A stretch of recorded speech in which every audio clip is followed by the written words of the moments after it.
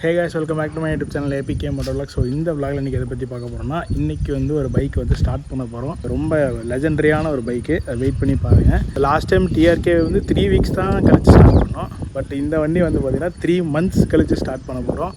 கிட்டத்தட்ட ஸ்டார்ட் ஆகுமான்றது கன்ஃபார்மாக ஸ்டார்ட் ஆகாது. அது என்ன பைக் அப்படின்றத வெயிட் பண்ணி பாருங்கள். இது வந்து ஒரு ஷார்ட்ஸ் ஒன்று போட்டிருப்பாங்க. அதோட பேக்ரவுண்ட் பாருங்கள். இந்த மலை தாங்க நேற்று போட்ட ஷார்ட்ஸ் வீடியோ. வேறு லெவலில் இருக்கா. இந்த மலை வந்து வத்தல் மலை, சரியான ஒரு வியூவாக இருக்குது. நல்லா காத்தடிக்குது. ஆடியோ கொஞ்சம் இதாக நினைக்கிறேன். ஆஃப்டர் 3 months இதுக்குள்ளே என்ன இருக்குது அப்படின்னு தெரியல. 3, 2, 1 இந்த வண்டியை நம்ம எடுக்க போகிறோம். Full dust.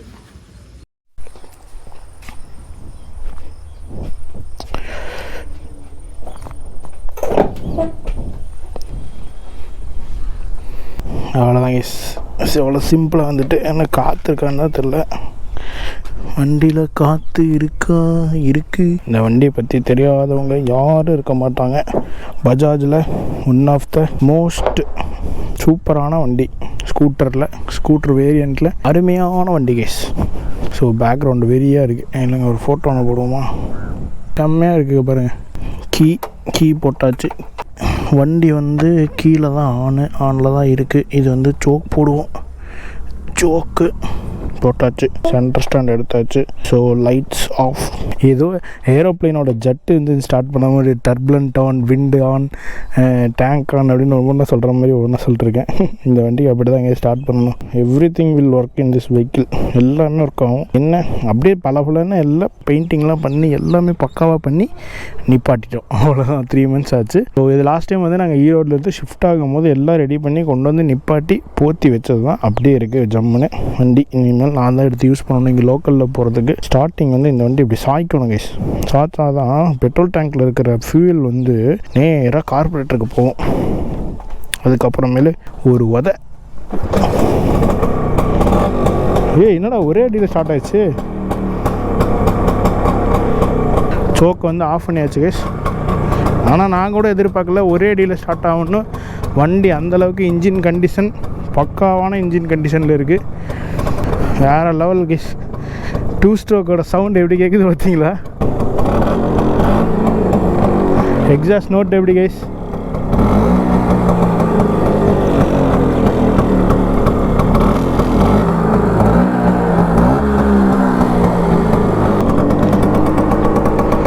வேறு லெவலில் சரியாக ஒரே கிக்கில் தான் ஸ்டார்ட் ஆகிடுச்சு. சரி வாங்க ஒரு ரவுண்ட் அடிச்சுட்டு வருவோம். இதில் கியர் சிஸ்டம் எல்லாம் உங்களுக்கு தெரியும். கியர் சிஸ்டம் எல்லாமே கையில் தான்.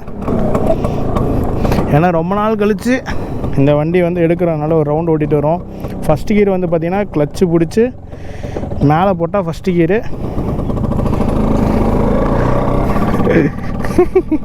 செம ஜாலியாக இருக்குது போங்க. கிளச்சு பிடிச்சி டவுன் பண்ணால் செகண்ட் கியர் கைஸ். ஸோ வேறு லெவல். இந்த வண்டியில் வந்து ஃபுல் ஃபேஸ் ஹெல்மெட் போட்டு கோப்ரோ மாட்டிட்டு போகிறதுனால மொத்த ஊரே நம்மளை தான் திரும்பி பார்க்குது. ஸோ அதெல்லாம் பிரச்சனை இல்லை. நமக்கு யார் எப்படி பார்த்தா நமக்கு என்ன. வண்டி வந்து செம்மையாக போகுது கேஸ். அப்படியே ஸ்மூத்தாக போகுது. சரியான சன்செட் ஆகிட்டுருக்கு. அவங்க நம்ம இன்னும் கொஞ்சம் போயிட்டு அந்த பக்கம் பெட்ரோல் பங்கை தாண்டி ஒரு ரவுண்ட் அடிச்சுட்டு வருவோம். லிட்ரலி இந்த வெஹிக்கிளில் வந்து பார்த்திங்கன்னா எல்லா சுவிட்சஸும் ஒர்க் ஆகும். அந்தளவுக்கு வந்து நாங்கள் சூப்பராக வண்டி வந்து மெயின்டைன் பண்ணி வச்சுருக்கோம். அடுத்தது 4th கியர் போட்டாச்சு கைஸ். 3rd கியர் போட்டேன். 4th கியர் போட்டோன்னே உங்களுக்கு வந்து க்ரூசிங், உங்களுக்கு இன்ஜினோட கொஞ்சம் டார்க்கு கம்மியாயிரும். இப்போ வந்து க்ரூசிங் மோடு மாதிரி நீங்கள் 60-70 போகிறீங்கன்னா அதே மாதிரி டவுன் ஷிஃப்ட்டுக்கும் நீங்கள் இந்த கிளச்சு பிடிச்சி தான் நீங்கள் டவுன் ஷிஃப்ட் பண்ணணும். மேக்ஸிமம் வந்து இந்த MIT அப்புறம் இந்த செத்தாக்கு இது எல்லாமே ஒரே மாதிரி தான் இருக்கும். இது ஓட்டுறவங்களுக்கு எல்லாத்துக்கும் இது ரொம்ப ஓட்டுறதுக்கு ஈஸியாக இருக்கும்.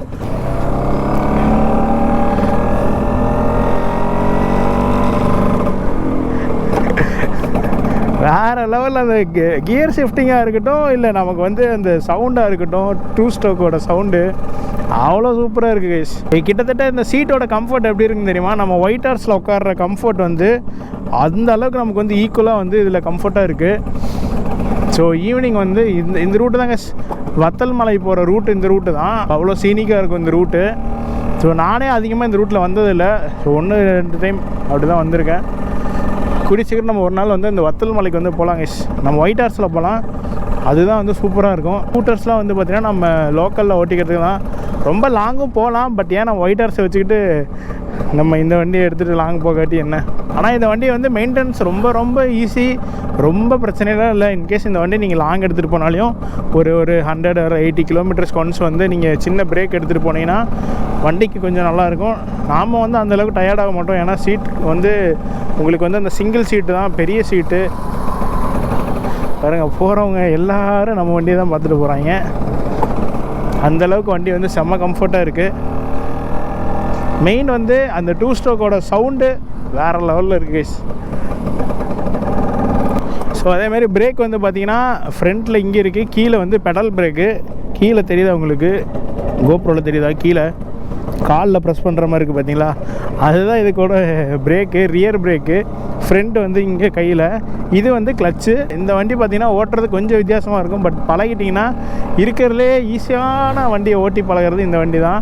ஒரு ஃபேக்டர்னு தெரியுமா, இந்த வண்டியில் தாங்க நான் ஃபஸ்ட்டு வந்து லைசன்ஸ்க்கு வந்து 8 போட்டு லைசன்ஸ் வாங்கினது. ஸோ இதுவும் வந்து கியர் வண்டி கணக்கு தான். ஆனால் பட் என்ன கையில் ஹேண்ட் கியர் போடுவோம், பைக்ஸில் வந்து காலில் யூஸ் பண்ணி போடுவோம். இது வந்து கையில் வந்து கியர் சிஸ்டம் போடுறது. கொஞ்சம் லாங்கே வந்தாச்சு, நம்ம திருப்பி ஒரு யூட்டன் போட்டு நம்ம வந்து பேக் டு ஹோம், வீட்டுக்கே போகலாம். பின்னாடி எந்த வண்டி வரல. அவ்வளோதாங்க. நம்ம செகண்ட் வந்து நியூட்ரலு, திருப்பி வந்து ஃபஸ்ட்டு கியரு.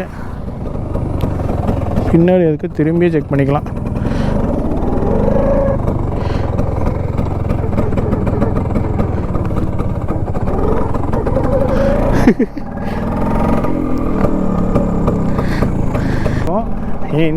ரொம்ப ரொம்ப செம்மையாக இருக்கும் இந்த வண்டி.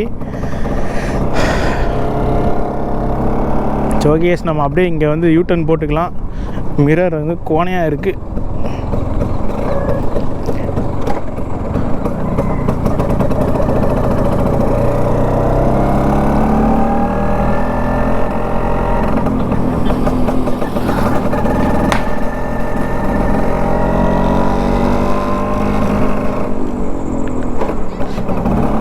இந்த கியர் ஷிஃப்ட் ஆகிறதும் அந்த கிளச்சு பிடிச்சி போடுறதும் வேறு லெவல் ஒரு எப்பிக்கான ஒரு சவுண்டு கொடுக்குது கைஸ். ஒரு டக் சடக் சடக் அப்படின்ட்டு.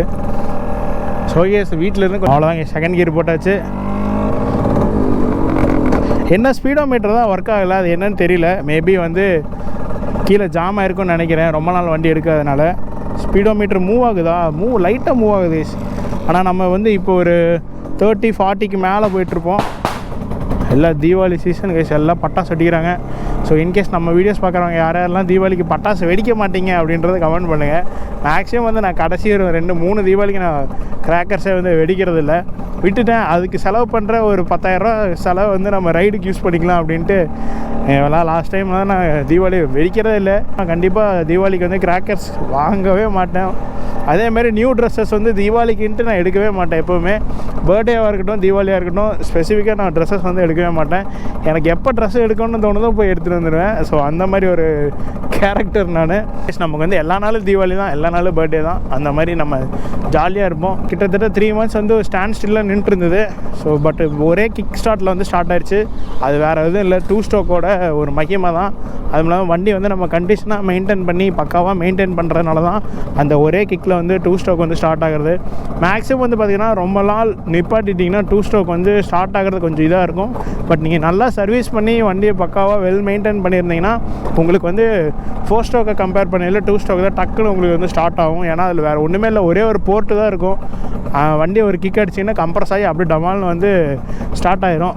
ஏன்னா நம்ம வந்து ஸ்கூட்டி இருக்குது, ஒயிட் ஹார்ஸ் இருக்கான். ஸ்கூட்டி வந்து அப்பா எடுத்துகிட்டு போயிடுவார். மேக்ஸிமம் வந்து எக்ஸல் மம்மி எடுத்துக்கோங்க. அதனால் நான் வந்து இந்த வண்டியை எடுத்துக்கலான் இருக்கேன். பட் இந்த வண்டிக்கு இன்னும் கொஞ்சம் பேப்பர் ஒர்க்ஸ் எல்லாம் பெண்டிங் இருக்குது. அதனால் வெளியே லாங்கில் எடுத்துகிட்டு போக மாட்டேன். இங்கே ஊருக்குள்ளே ஒரு 50-60 kilometers ஊருக்குள்ளே சுற்றிக்கிறதுக்கு வந்து ரொம்ப யூஸ்ஃபுல்லாக இருக்கும் இந்த வண்டி. இந்த வண்டியில் ஃப்ரண்ட்டில் வந்து பார்த்திங்கன்னா லக்கேஜ் பாக்ஸ் இருக்குது, சைட்லேயே வந்து லக்கேஜ் பாக்ஸ் இருக்குது. ஸோ கிட்டத்தட்ட இது ஒரு 40 liters மேலே வந்து பிடிக்கும்னு நினைக்கிறேன். அந்தளவுக்கு நல்ல ஸ்பேசியஸ் இருக்குது. பட் உள்ளே வந்து அந்த ஸ்டெம் இருக்கும். இந்த வண்டியோட ஃப்ரண்ட்டு ஃபோக்ஸ் ஸ்டெம் எப்படி இருக்குல்ல, அந்த ஸ்டெம் உள்ளே இருக்கும். அது லைட்டாக ப்ரொஜெக்ஷன் மாதிரி இருக்கும். பட் இருந்தாலும் நீங்கள் வந்து ஓரளவுக்கு நல்ல ஒரு டாப் பாக்ஸில் வைக்கிற அளவுக்கு கெப்பாசிட்டி வந்து பிடிக்கும்னு நினைக்கிறேன். ஸோ ரொம்ப சூப்பராக இருக்குது கைஸ். வண்டியோட ஓஇ ஹார்ன் வந்து பாருங்கள்.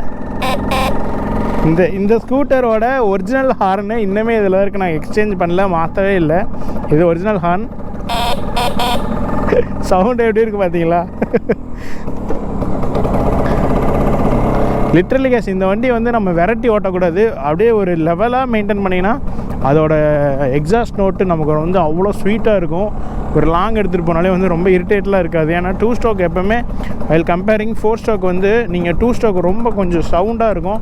ஆர்எக்ஸாக இருக்கட்டும், இந்த மாதிரி செட்டாக்காக இருக்கட்டும், இதெல்லாம் வந்து நல்ல பவர் இருக்கும். உங்களுக்கு இனிஷியல் டார்க்கு நல்லாயிருக்கும். இன்கேஸ் இப்போ நான் 4th கியரில் இருக்கேன், 4th கியரில் புல் பண்ணால் கூட அந்த ஒரு புல்லிங் இருக்கும். ஏன்னா இது வந்து 150cc. ஸோ அந்த காலத்தில் இது ஒரு காலத்தில் இது செம்மையான கிங்கான வண்டி. இது மைலேஜ் கிங். அதுமாதிரி அதிக ட்ராவலுக்கு வந்து யூஸ் பண்ணிகிட்டு இருந்தாங்க இந்த வண்டியெல்லாம். எங்கள் அப்பா இன்னுமே இந்த வண்டியெலாம் எடுப்பார். பட் வந்து இப்போ ஸ்கூட்டி வந்ததுனால அது ரொம்ப இன்னும் கன்வீனியண்ட்டாக இருக்குது. செல்ஃப் இருக்குது, அதனால் அது மேக்ஸிமம் யூஸ் பண்ண ஆரம்பிச்சிட்டாரு.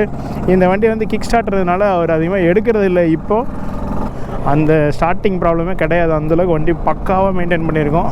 இந்த வண்டியில் ஒரு சின்ன ட்ராபேக் என்னென்னா கைஸ், இன்ஜின் வந்து ஒன் சைடாக மவுண்ட் ஆகிருக்கும் பின்னாடி ரியரில். நீங்கள் இந்த மாதிரி சைடில் வண்டி விட்டு இப்போ ரோட்லேருந்து கீழே சைடில் இறக்குறீங்க அப்படின்னா, ஸோ இன்ஜின் இடிக்காத மாதிரி வந்து நீங்கள் பள்ளமாக பார்த்து இறக்கணும். இந்த கீழேருந்து மேலே ஏற்றும் போதோ இல்லை மேலேருந்து கீழே இறக்கும் போதோ இன்ஜின் வந்து ஒன் சைடடாக இருக்கும் போது இடிக்க ஆரம்பிக்கும். அதேமாதிரி ஸ்பீடு பிரேக்கரில் வந்து சென்டரில் தான் ஏற்றணும். இந்த எட்ஜஸில் போய் ஏற்றுறீங்கன்னா கண்டிப்பாக பின்னாடி ரியரில் இருக்க இன்ஜின் வந்து டங் அப்படின்னு அடிச்சிடும். அதனால் மேக்ஸிமம் வந்து நீங்கள் அந்த விஷயத்தெல்லாம் பார்த்துக்கணும். அதுவும் இல்லாத இந்த வண்டிக்கு வந்து பார்த்திங்கன்னா வீல்ஸ் ரொம்ப சின்னது. மற்ற வண்டி மாதிரி பெரிய வீல்ஸ் கிடையாது, சின்ன வீல்ஸுன்றதுனால நீங்கள் வந்து ஸ்கூட்டி எப்படி நீங்கள் ப்ராப்பராக டேர்ன் பண்ண முதல்ல ஓட்டுவீங்களோ அதே மாதிரி ப்ராப்பராக ஓட்டணும். இல்லைன்னா வந்து வண்டி கீழே பரட்டி விட்ரும். ஸோ அந்த மாதிரி தான் காமனான சின்ன விஷயந்தான். பட் வந்து ரொம்ப லாங்க்கு வந்து செம்மையாக இருக்கும்.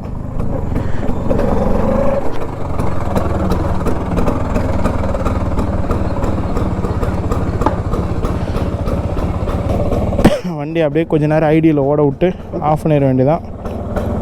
வேறு லெவலில் இருக்குது. இந்த கிணத்து மோட்டர் டீசல் இன்ஜின் ஸ்டார்ட் பண்ணி விட்டால் எப்படி ஓடும், டக் டக் டக் டக் டக் டக் டக்ட்டு அந்த மாதிரி ஐடிலிங் ஓடிட்டுருக்கு. இன்றைக்கி ஒரு சின்ன ரைடு எடுத்துகிட்டு வந்தாச்சு கேஸ். ஆஃப்டர் 3 months கழித்து இந்த வண்டிக்கு இப்போ ஒரு உயிர் கொடுத்துட்டோம் ஸ்டார்ட் பண்ணி. நல்லா தான் ஓடிட்டுருக்கு.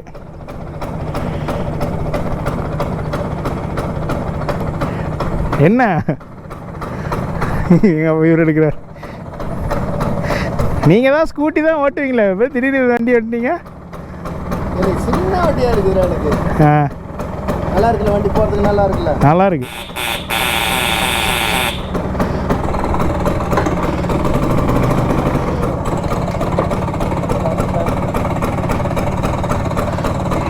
ஒரே அடியில் ஸ்டார்ட் ஆயிடுச்சு. அவ்வளோதான், அது மெயின்டெனன்ஸ் அப்படியே பண்ணிக்க, அவ்வளோதான். வேறு என்ன பண்ண போகிறோம்? தொடச்சி உள்ள ஒரு சும்மா ஒரு துண்டை கொண்டாங்க தொடச்சிட்டேன். எல்லாம் ஓரளவுக்கு தொடச்சிட்டேன். ஒரு அவசரம்னா போயிட்டு வாங்க. பெட்ரோல் இல்லைன்னா இதில் பெட்ரோல் ஃபுல்லாக இருக்குது. பெட்ரோல்லாம் ஃபுல்லாக இருக்குது. போகிறதுக்கு நல்லா இருக்குல்ல, மூமெண்ட்லாம் விரட்டாமல் வச்சுக்கிட்டா சூப்பராக இருக்கும். புது வண்டி மாதிரி அப்படியே இருக்கும். சூப்பராக இருக்கும். தொடச்சி கொடுக்குறேன் வண்டியை கூட நிறுத்திடலாம். ஜம்முன்னு இருக்குது. சூப்பராக இருக்குது. அன்றைக்கி நான் வீடு ஷிஃப்ட் பண்ணும்போது கொண்டு வந்து விட்டது. 3 மாதம் கழிச்சு இன்றைக்கி தான் எடுக்கிறோம் வண்டி. ஆனால் இந்த வண்டிக்கு என்ன ஸ்பீடு கொடுத்துருக்காங்க, 120 கொடுத்துருக்காங்க. 120லாம் வந்து போகாது, போனால் தாங்காது. வண்டி பறந்துடும் நம்ம போகிற ஸ்பீடுக்கு. அந்தளவுக்கு நல்ல ஸ்பீடு போகும், கண்ட்ரோல் பண்ண முடியாத கேஸ் இந்த வண்டி. Carburettor type. இந்தமாதிரி டயர்லாம் பாருங்கள், இந்த ரிம்மெல்லாம் வந்து ஃபுல்லாக பெயிண்ட் பண்ணி பக்காவாக வச்சுருக்கோம். இதெல்லாம் நிறையா ரஷ்டெல்லாம் இருந்தோம், எல்லாமே க்ளீன் பண்ணி சூப்பராக டிஸ்கெல்லாம் சூப்பராக போட்டாச்சு. இதே ஸ்டெப்னி இருக்குது. ஸோ மேக்ஸிமம் வந்து இந்த வண்டிக்கு இன்கேஸ் பஞ்சர் ஆச்சு அப்படின்னா நீங்கள் டயரை கழட்டி பஞ்சர் ஒட்டுன்ற அவசியமே இல்லை. இந்த 2 போல்ட்டை கழட்டி இந்த டயர் எடுத்து நீங்கள் போட்டு ஸ்டெப்னி போட்டு கிளம்பிட்டே இருக்கலாம். அதேமாதிரி இந்த டயரை கழட்டி மாட்டுறது செம்ம ஈஸி. அந்த 4 போல்ட் இருக்குது பார்த்தீங்களா, 4 போல்ட்டையும் கழட்டிட்டிங்க அப்படியே தனியாக வந்துடும். இந்த டுக்காட்டி V4 பேனிகலே மாதிரி சிங்கிள் சைடு தான் இருக்கும், ஒட்டே கழட்டி அப்படியே போட்டுக்கலாம். இன்ஜின் சைடும் அதே கேஸ் தான். உங்களுக்கு இன்ஜின் வந்து பாடியோட மவுண்ட் ஆகிருக்கும். ஸோ இன்ஜினில் வந்து வீல் வந்து மவுண்ட் ஆகிருக்கும். நீங்கள் அதே மாதிரி ரிமூவ் பண்ணிவிட்டு டக்குன்னு மாட்டிக்கலாம். எப்படி சொல்கிறது, 0 மெயின்டெனன்ஸ் ஒரு வண்டினா இந்த வண்டி தான் கைஸ். ரொம்ப நாளைக்கு ஓடும், பெட்ரோல் மட்டும் ஊற்றினா போதும். இப்போல்லாம் வந்து இந்த வண்டி வந்து ரொம்ப சீப் அண்ட் பெஸ்ட்டாக கிடைக்குது. பட் வந்து ரொம்ப நீங்கள் ரெடி பண்ணுற மாதிரி இருக்கும் எடுத்து. ஸோ இந்த வண்டியெல்லாம் வந்து பார்த்திங்கன்னா இப்போ மேக்ஸிமம் ஒரு 5000 ரூபாய் 6000 ரூபாய்க்கு ஓரளவுக்கு ரெடி ஆகிடும். உங்களுக்கு நல்ல கண்டிஷனில் இருக்கிற வண்டினா இந்த மாதிரி வண்டி வந்து உங்களுக்கு நல்ல கண்டிஷனில் வேணும்னா ஒரு 10K ஒரு 11-12க்கு மேலேனா ஓரளவுக்கு கண்டிஷனில் நீங்கள் ஒர்க்கிங் கண்டிஷனில் எடுத்துக்கலாம். ரொம்ப லோ எண்டில் எடுக்கிறீங்க, ஒரு 2000-3000 ரூபாய்க்குலாம் இந்த வண்டி எடுக்கிறீங்கன்னா கொஞ்சம் வேலை இன்ஜின் வேலை செய்கிற மாதிரி இருக்கும். மேக்ஸிமம் இந்த 2 ஸ்ட்ரோக் வண்டி எடுக்கும் போது இன்ஜின் மட்டும் ப்ராப்பராக இருக்கான்னு பார்த்துக்கோங்க. ஏன்னா மற்ற எல்லா ஸ்பேர்ஸும் ஓரளவுக்கு கிடச்சிரும். இன்ஜினில் இருக்கிற காம்பனன்ட்ஸ் மட்டும் கொஞ்சம் சேலம், ஈரோடு, ராசிபுரம் சைடில் இந்த வண்டி இன்னுமே ரன்னிங்கில் தான் கேஸ் இருக்குது. எல்லாமே ஸ்பேர் பார்ட்ஸ் கிடைக்கும். கொஞ்சம் இந்த வண்டிக்கு நீங்கள் ஸ்பேர்ஸ் பிடிக்கணும்னா கொஞ்சம் அந்த யூனிக்கான பிளேஸில் போய் தேடணும். அதுக்குண்டான டீலர்ஸ் நிறைய பேர் இருக்காங்க. நிறைய இருக்கிறாங்க. என்ன செலவு கொஞ்சம் கூடுதல். ஆமாம், செலவு பண்ணணும். இந்த வண்டிக்கு நாங்கள் பெயிண்ட்டுக்கு மட்டும் 10,000 ரூபா செலவு பண்ணோம், 10Kக்கு. வண்டி நல்லா இருந்தது. ஆமாம், பெயிண்ட்டு நல்லா இருந்தது, அதனால தான் பண்ணோம். இல்லைன்னா துரு பிடிச்ச மாதிரி ஓட்டை இந்த மாதிரி. அதேமாதிரி சீட்ஸ்லாம் வந்து நாங்கள் தான் எல்லாம் போட்டோங்க. சீட்ஸ் எல்லாம் சூப்பராக இருக்குது. அதெல்லாம் செம்ம குஷனிங்காக இருக்கும். பின்னாடி உட்காந்துட்டு வரவங்க செம்மையாக உட்காந்துட்டு போகலாம் பில்லியனோட. அந்தளவுக்கு செம்ம கம்ஃபர்ட்டான வண்டி இந்த வண்டி. கொடுத்துட்றியா? இந்த வண்டி கொடுத்துட்டு நான் என்ன பண்ணுறது? நமக்கு லாங்கு போகிறதுக்கு ஒயிட் ஹார்ஸ் இருக்கான். அவன் லாங்கு போகிறதுக்கு ஒயிட் ஹார்ஸு, இது லோக்கலில் இவன் ஓட்டுறதுக்கு நம்மளால். சீட்டு வந்து பாருங்கள், ஒயிட் ஹார்ஸில் இருக்கிற மாதிரி பெரிய சீட்டு. அதே மாதிரி இது ஷாக்கப் சார் வந்து மேலே கீழே மோனோ ஷாக் மாதிரி இப்படி போகும். பின்னாடி வந்து செம்மையாக இருக்கும் சீட்டு.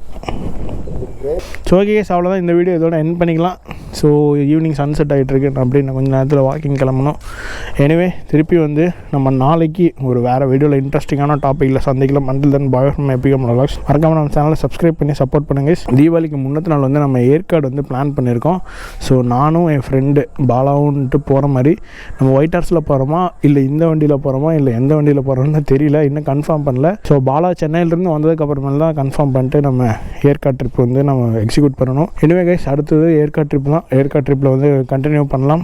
ஸோ டாடா பாய், டேக் கேர் மக்களே.